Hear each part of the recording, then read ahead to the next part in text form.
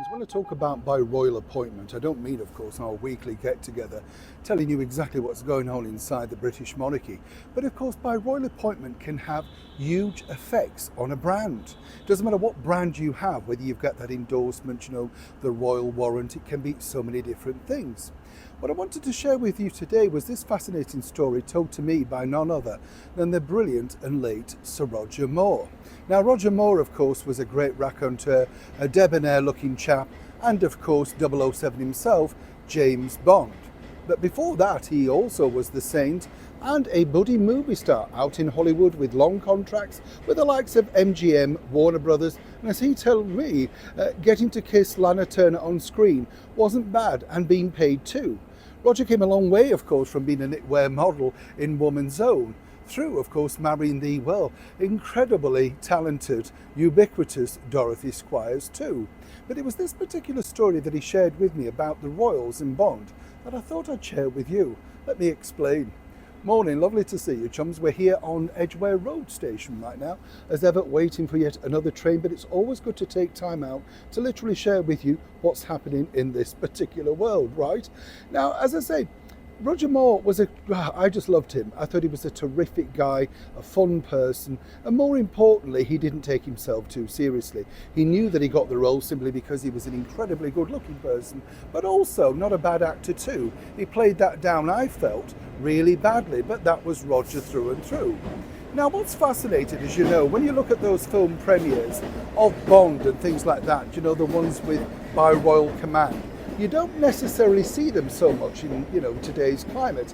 I think the last big one we would have seen of that level would be the Tom Cruise one, where of course Tom got told off for daring to touch the Princess of Wales, Catherine. Remember that? But you see, Bond and royals have always been intertwined, not just of course because the late Queen Elizabeth ended up being a Bond girl herself, if you remember. Now, this is where this story gets really interesting, because way back in 1960 at the Royal Variety Performance at the Victoria Palace in London, this big hits of the night was none other than Shirley Bassey, now known of course as Dame Shirley Bassey, singing a splendid rendition of As Long As He Needs Me from the musical Oliver. And all the royal party truly loved Shirley Bassey. Well, he must have done. She was one of the most regular appearances, or regular, well, shall we say, stars appearing every year on the Royal Variety Performance. She was just simply sensational and still remains so even to this day. But according to Roger, you see, the Bond people were very clever, because they realised with Goldfinger coming up, they could do with some sort of by-royal association. And not only was Dame Shirley Bassey one of their very favourite singers, not only that, well, they may just come along to the premiere too. And according to Roger, this could have been the reason exactly why in the end, although the producers, Broccoli and Saltzman, loved Dame Shirley as well, they were still undecided, because they're still, like today, looking around for the next big thing. If you think about it, they'd already had From Russia with Love with the brilliant Matt Monro. But this isn't just an isolated incident. You see, Roger told me that when his Megan Bond movie, A View to a Kill, remember that one in the 80s? If you watch it now, there's so many 80s references, and you do kind of look at it and think, brilliant. Well, that theme tune was provided by none other than the still excellent pop stars of today, Duran Duran.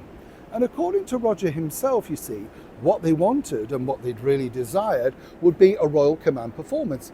Not only that, even better if the beautiful Princess Diana could attend. Now, as we all know, Diana was a huge Duran Duran fan, but this was in the early era of things like, Wild Boys, The Reflex. At this particular period, they were still big, but now they were international. Did she still like them? Apparently, according to Roger, during a conversation, she still very much liked them. And so, of course, Bond bosses sensing the fact that, well, if they had Duran Duran, then they could get Princess Diana on board. And consequently, everything fitted into place.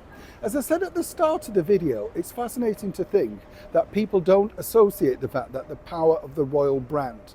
Tom Cruise openly said that, of course, the attendance of the Prince and Princess of Wales, Catherine and William, at his premiere did so much good to help the box office of the previous Mission Impossible. You can't buy that sort of publicity. Everybody around the world then will ask you the question, you met Catherine, you met William, what were they like? Very similarly, of course, to people saying, you met Her Majesty the Queen, what did she say to you? Roger Moore said that he had numerous conversations with Prince Philip and, of course, the late Queen. Of course, he was too much of a gentleman to reveal all.